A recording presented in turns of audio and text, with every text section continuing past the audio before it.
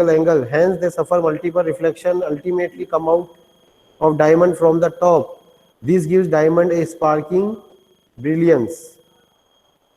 अब ये एक पैराग्राफ आपको दे दिया है, it is a case study question, और ये क्वेश्चन हमने इस बार का जो सैंपल पेपर था उसी में से दिया था। यदि वो सैंपल पेपर आप लोगों ने सोल्व किया होता तो ये क्वेश्चन ऑटोमेटिकली आपसे ऐसे हो जाता। इसका पहला क्वेश्चन है, light can not easily escape from the diamond without multiple reflection, this is because critical angle with reference to air is too large, critical angle with reference to air is too small, diamond is transparent, ray always enters at the greater than critical angle.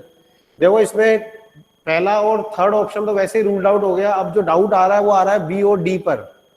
तो student actually diamond की जो sparkling होती है, इस तरह से diamond अपन assume कर लेते हैं, तो डायमंड को क्या करते हैं, स्पेसिफिक कट करते हैं, और डायमंड का जो रिफ्रैक्टिव इंडेक्स होता है वो होता है 2.42।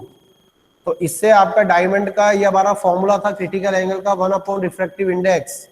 तो इससे डायमंड का जो क्रिटिकल एंगल है लगभग 24 डिग्री बनता है, यानी लाइट डायमंड से एयर में आएगी तो 24 डिग्री के एंगल पे आएगी, ठीक है। और इसमें लिखा जो डी ऑप्शन है वो गलत इसीलिए है क्योंकि उसमें लिखा हुआ लाइट एंटर्स, तो लाइट एंटर करेगी डायमंड में तो क्रिटिकल एंगल से ज्यादा एंगल पे नहीं कर सकती।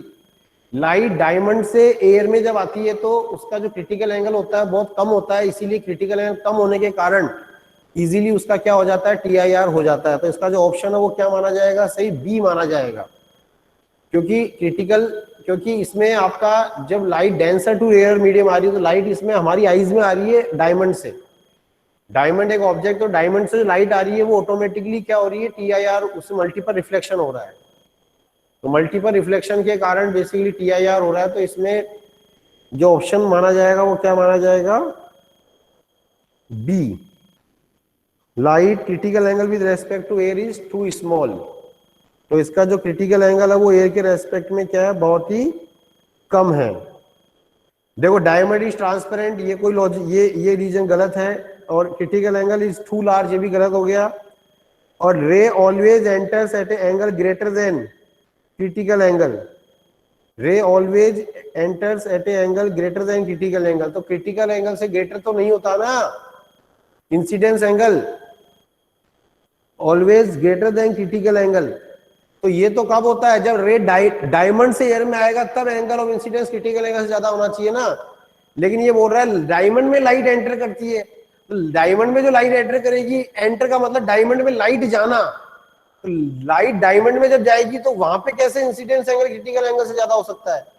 अरे इंसिडेंस एंगल क्रिटिकल ज्यादा होता है जब लाइट डेंसर से एयर में आती है, यानी डायमंड से जब एयर में आएगी लाइट, तो डायमंड से एयर में आते टाइम पे इंसिडेंस एंगल जो होता है वो क्रिटिकल एंगल से ज्यादा होना चाहिए।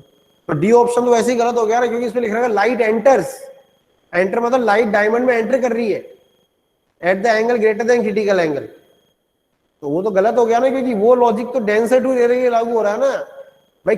TIR कब होता है, जब इंसिडेंस एंगल डेंसर से रेयर मीडियम के लिए क्रिटिकल एंगल से ज्यादा हो जाए, और इसमें बोल रहा है लाइट एंटर्स, तो इसलिए डी ऑप्शन गलत है।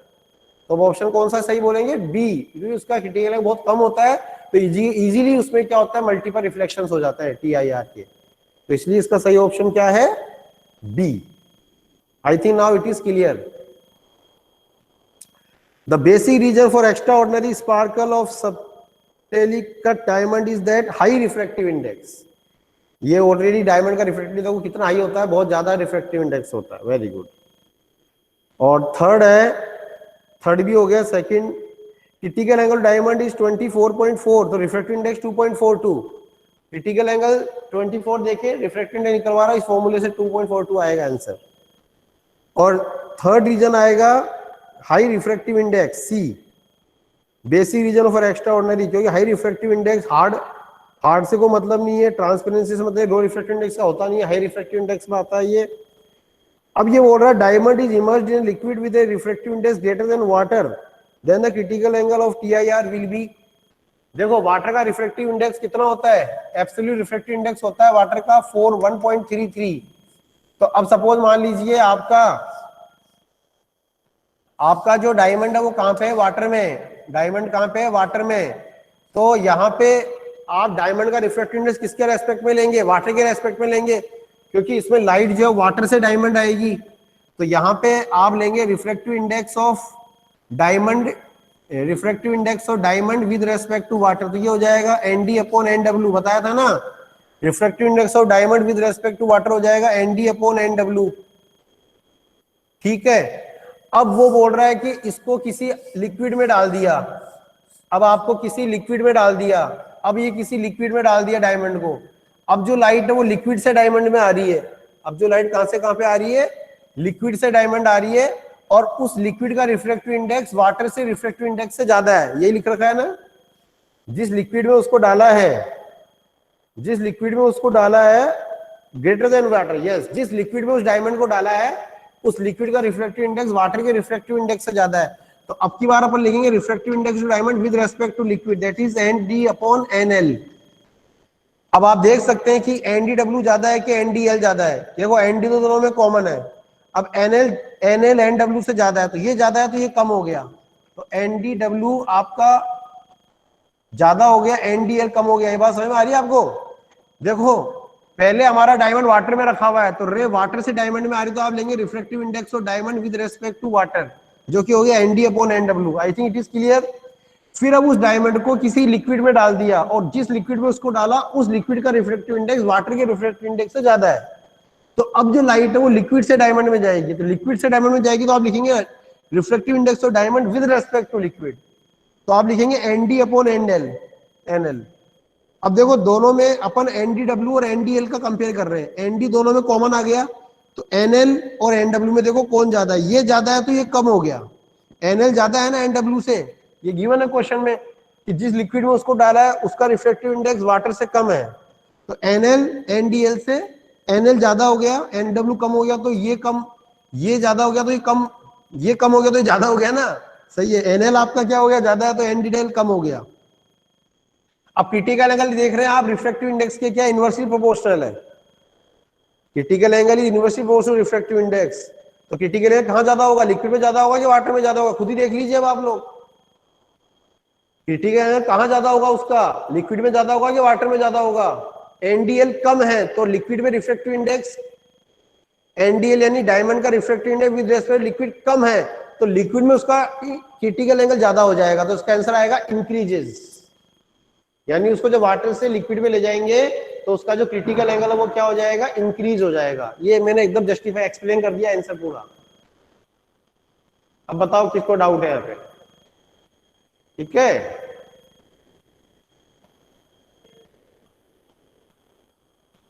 I think it is clear. So this is the regarding your text question. Okay, now we come to the our chapter AC, जो हम चैप्टर स्टडी कर रहे थे। ठीक है, तो नाउ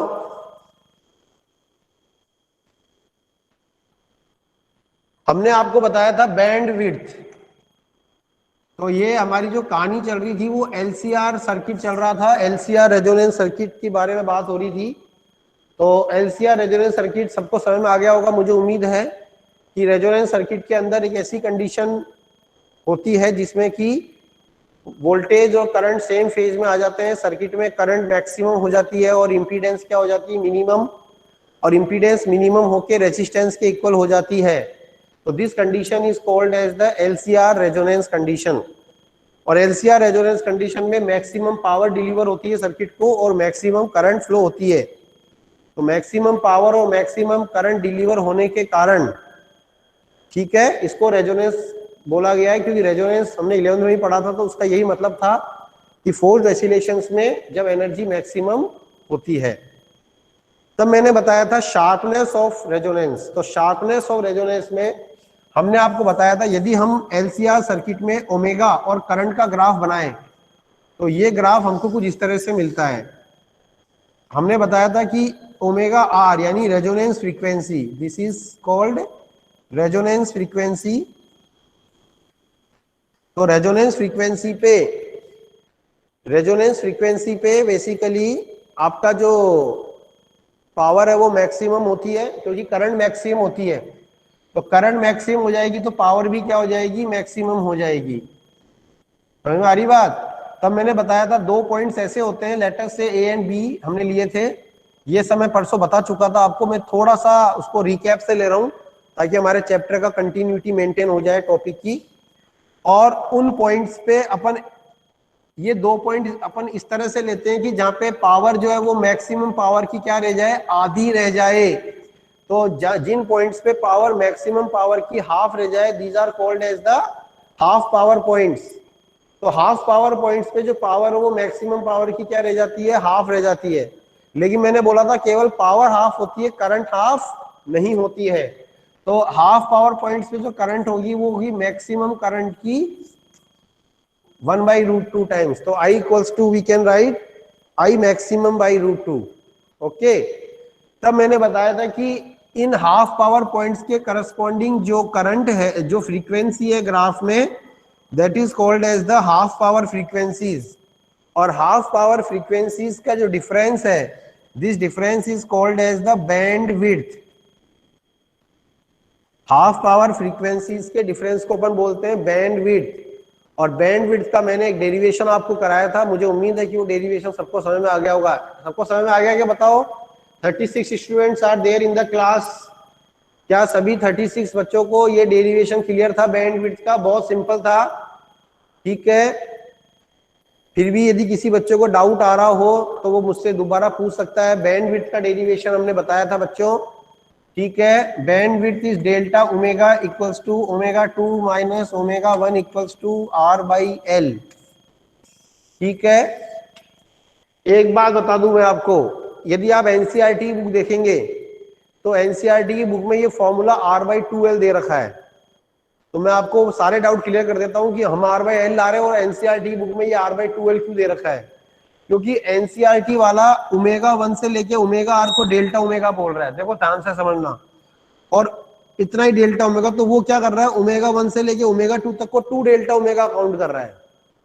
मेरी बात को ध्यान से सुनो सारे बच्चे, एनसीईआरटी में यदि आप देखेंगे टेक्स्ट बुक में तो ये फॉर्मूला R/2L दिखा हुआ है बैंडविड्थ का। क्योंकि एनसीईआरटी वाला क्या कर रहा है, ω1 से लेके ω तक के डिस्टेंस को डेल्टा ओमेगा कह रहा है। तो यहां से यहां तक का डेल्टा ओमेगा, यहां से यहां तक का डेल्टा ओमेगा, तो वो ω1 से लेके ω2 को 2 डेल्टा ओमेगा कह रहा है। तो ω1 से लेके ω2 तक का 2 डेल्टा ओमेगा अगर, तो डेल्टा ओमेगा क्या हो गया, R/2L हो गया। लेकिन वो ऐसा नहीं करना है, हमने ω2 से ω1 को बैंडविड्थ बोला, तो ω2 माइनस ω1 आपका डायरेक्ट R/L ही आएगा वो, ठीक है। I think it is clear. तो आपको बिल्कुल भी परेशान नहीं होना है कि R/L को गलत तो नहीं, R/L बिल्कुल भी गलत नहीं है। आप स्टैंडर्ड बुक्स में देखोगे तो आपको R/L ही मिलेगा। एनसीईआरटी भी हालांकि अपनी जगह ठीक हो सकती है, लेकिन R/L जो है वो मेरे को लगता है कि ज्यादा एक्यूरेट फॉर्मूला है, ठीक है ना, उसमें कोई डाउट नहीं होना चाहिए किसी को। तो ये हमारा बैंडविड्थ था, the difference between the half power frequencies. Half power frequencies का जो डिफरेंस है, उस हाफ पावर फ्रीक्वेंसीज के डिफरेंस को अपन क्या बोलते हैं, band width. I think it is clear to everybody. अब इसके बाद आता है हम क्वालिटी फैक्टर। इसके बाद इसी कंटिन्यूएशन में अगला टॉपिक आता है क्वालिटी फैक्टर और क्यू फैक्टर। कई बुक्स में इसको क्यू फैक्टर के नाम से भी लिखा गया है, एक ही बात है। तो क्वालिटी फैक्टर और क्यू फैक्टर क्या होता है? क्वालिटी फैक्टर किसी भी एलसीआर रेजोनेंस कंडीशन में, एलसीआर सर्किट की रेजोनेंस कंडीशन को आप बहुत अच्छी तरह समझ चुके हैं आई थिंक। तो एलसीआर सर्किट में रेजोनेंस कंडीशन में कितना ज्यादा करंट फ्लो हो रहा है, यानी उसकी शार्पनेस, शार्पनेस का मतलब होता है कि रेजोनेंस में मैक्सिमम करंट कितना ज्यादा फ्लो हो रहा है। देखो यहाँ पे शार्पनेस का मतलब क्या है, मैंने आपको परसों भी एग्जांपल दिया था कि 12th के 3 सेक्शन है, ए बी और सी। अब एक 12th ए का टॉपर है तो वो अपने 12th ए के 40 बच्चों का टॉपर है, एक 12th बी का टॉपर है वो अपने 40 बच्चों का टॉपर है, एक 12th सी का टॉपर है। लेकिन अब हमको ये देखना है कि 12th का टॉपर कौन है, तो हम क्या करेंगे, ए बी और सी के टॉपर्स का कंपेयर करेंगे और फिर उसमें देखेंगे कि सबसे ज्यादा मार्क्स किसके हैं, सबसे ज्यादा कौन एलिजिबल है, वो ओवरऑल टॉपर हो जाएगा। उसी तरह से मैंने आपको बताया था कि हमारे पास 3 एलसीआर सर्किट है, एक एलसीआर सर्किट है, दूसरा एलसीआर, एक तीसरा एलसीआर, तीनों में रेजोनेंस है। मतलब पहले में भी करंट मैक्सिमम है, दूसरे में भी करंट मैक्सिमम है, तीसरे में भी करंट मैक्सिमम है। अपने अपने लेवल में सब मैक्सिमम है, लेकिन अब तीनों का कंपेयर करें कि तीनों में जो मैक्सिमम करंट है वो किसकी सबसे ज्यादा है, तो जिसकी सबसे ज्यादा होती है अपन बोलते हैं उसका रेजोनेंस सबसे ज्यादा शार्प है। यानी रेजोनेंस कंडीशन में भी अपन जब कंपेयर करते हैं अलग अलग सर्किट का, तो उसमें सबसे ज्यादा मैक्सिमम करंट किस में मिलती है, maximum value of the resonant current, that means the sharpness of the resonance circuit. ठीक है, तो रेजोनेंस सर्किट सबसे ज्यादा शार्प, यानी कि रेजोनेंस में सबसे ज्यादा मैक्सिमम करंट किसमें है। इस बात को बताने के लिए अपन एक फिजिकल क्वांटिटी का यूज करते हैं, that physical quantity is called as quality factor और क्यू फैक्टर। तो it represents the quality factor, represents the quality factor represents the sharpness of LCR resonance circuit, sharpness of LCR resonance circuit, or it is also called as amplification factor. It is also called as amplification factor of resonance circuit. इसको resonance circuit का क्या कहते हैं, amplification circuit, amplification factor भी कहते हैं। ये question कई बार आया हुआ है बोर्ड में। Amplification factor of resonance circuit, तो amplification factor of resonance circuit is quality factor, nothing but amplification of the resonance condition is the amplification factor of the resonance circuit is the quality factor, वो quality factor होता है बच्चों, ठीक है ना। तो that you always keep it in your mind कि LCR resonance circuit का जो quality factor होता है, that quality factor is amplification factor also। समझ में आ रही मेरी बात, समझ में आ रहा नहीं आ रहा बच्चों, बोलो। 35 बच्चे हैं इस टाइम, 36 में से खुद में हूं, तो आई थिंक इट इज क्लियर। अब क्वालिटी फैक्टर का फॉर्मूला, ठीक है, वर्षा को यस सर आ रहा है तो वेरी गुड, और ही बच्चों को आ रहा होगा यस।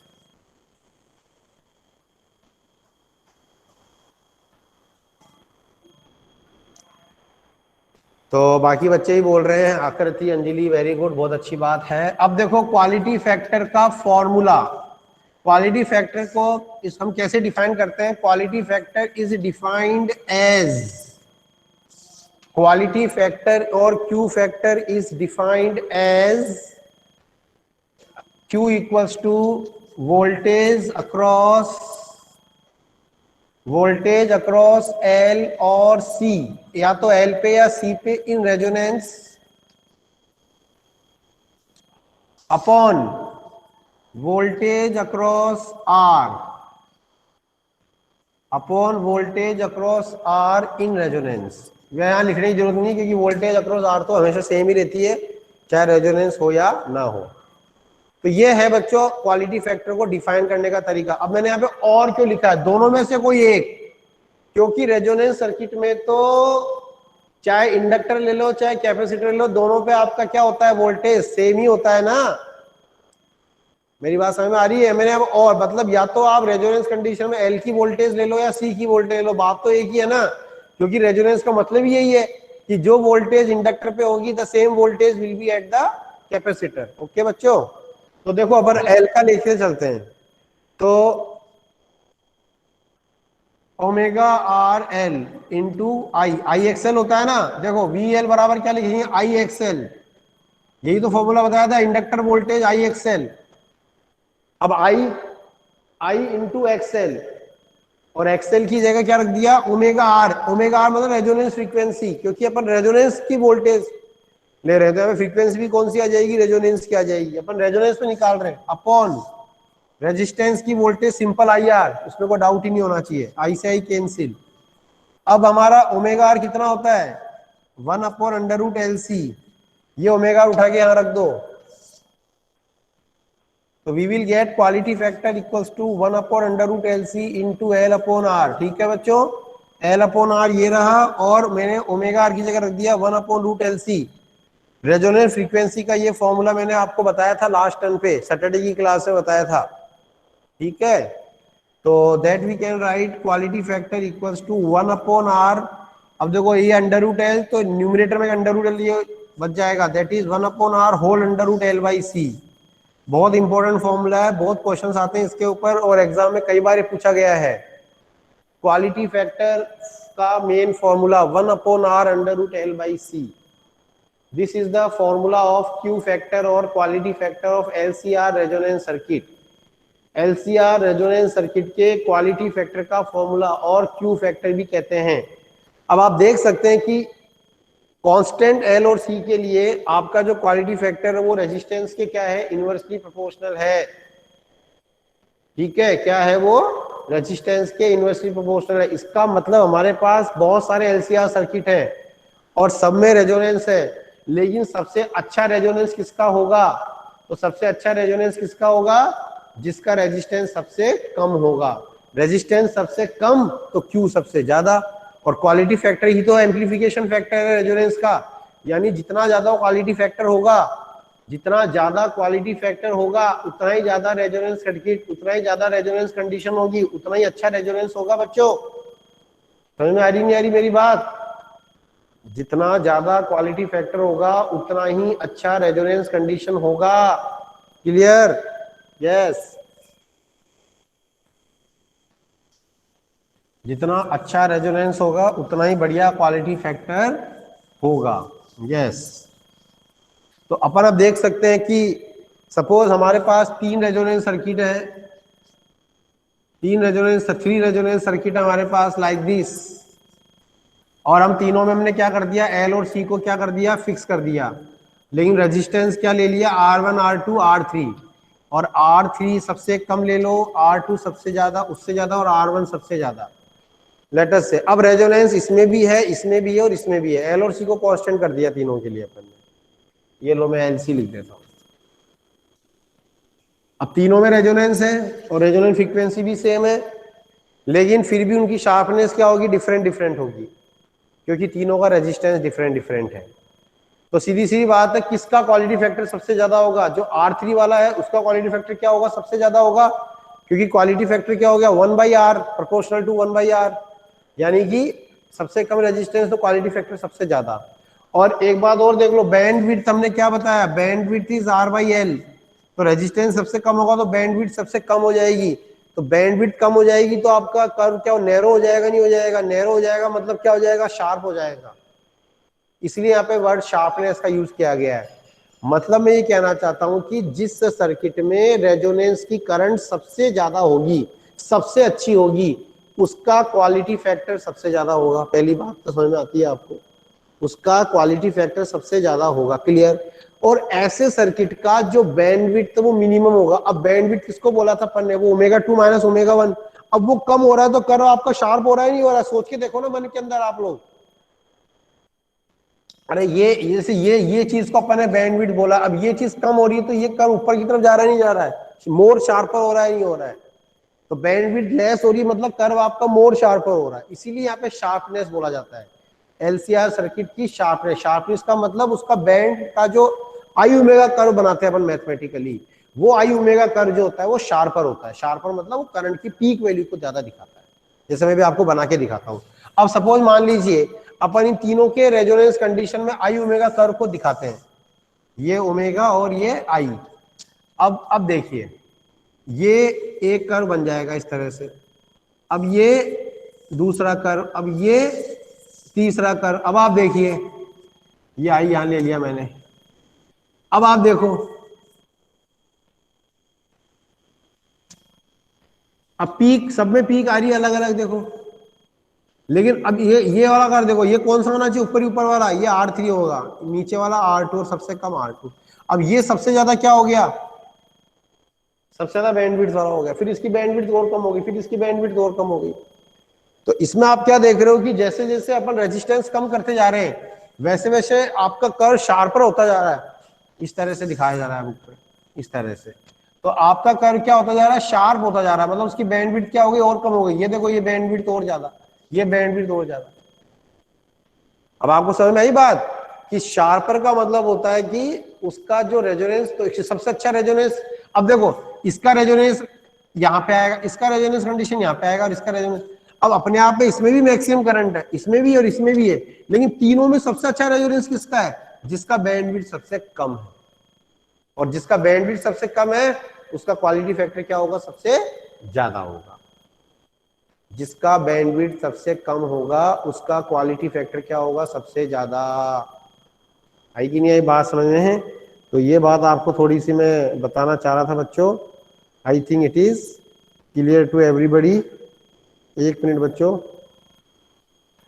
तो आई होप दैट दिस, ये सबको समझ में आ गया नहीं आ गया? जो लॉजिक मैंने आपको बताया, एक minute.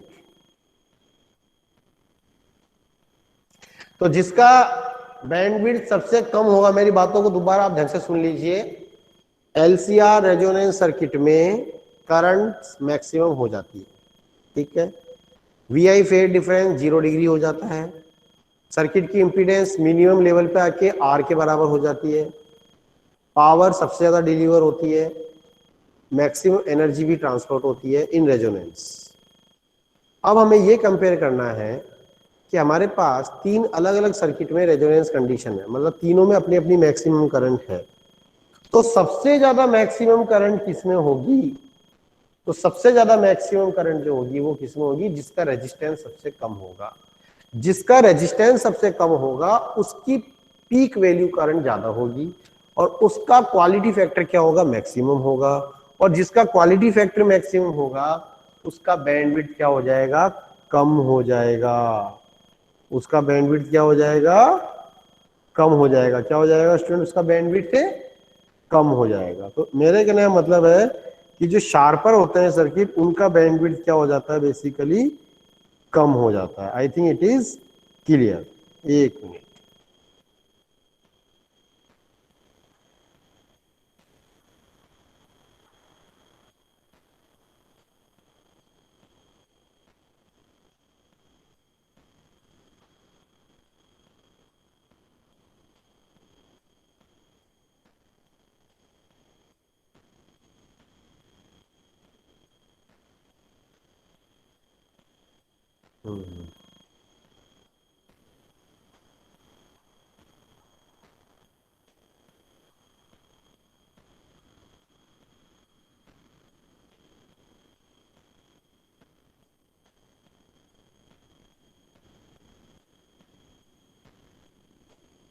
So I think it is clear. इसके बाद आपका आता है पावर। तो वॉटलेस करंट और पावर इन एलसीआर सर्किट शायद आपके डिलीटेड टॉपिक्स में से है, बता दिया गया है। वॉटलेस करंट और पावर इन एलसीआर सर्किट आपके डिलीटेड टॉपिक्स में है। सही है ना? सही बोल रहा हूं मैं? यही मैं थोड़ा कंफर्म कर रहा था। तो पावर इन एलसीआर सर्किट और wattless current,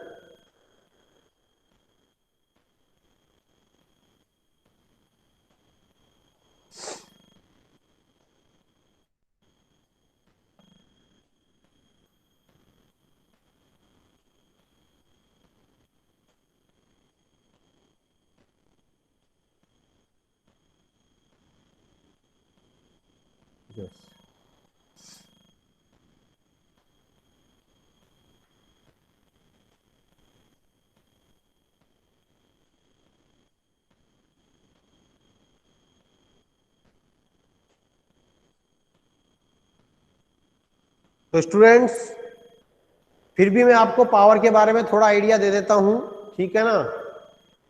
power in LCR circuit आपके कोर्स में और वॉटलेस करंट, ये इसके बाद अगले टॉपिक आते हैं, वो मैं आपको थोड़ा आइडिया दे देता हूं, ठीक है। किसी भी एलसीआर सर्किट में थोड़ा आइडिया देना जरूरी है थोड़ा सा। ये हमारा चैप्टर में एक टॉपिक बचता है हमारे सिलेबस का, दैट इज ट्रांसफॉर्मर। तो ट्रांसफॉर्मर आपको थोड़ा सा आइडिया होना चाहिए ट्रांसफॉर्मर का। तो देखो पहले आपको ध्यान रखना है एवरेज पावर, ये आपके average power in LCR circuit. तो एलसीआर सर्किट के अंदर जो एवरेज पावर है वो है that is VRMS IRMS into cos phi या theta. This is the average power of LCR circuit. अब इसका डेरिवेशन हमारे कोर्स में नहीं है, अभी डिलीटेड टॉपिक्स में है, लेकिन कॉम्पिटिटिव एग्जाम वगैरह में थोड़ा सा आपको ये पता होना चाहिए।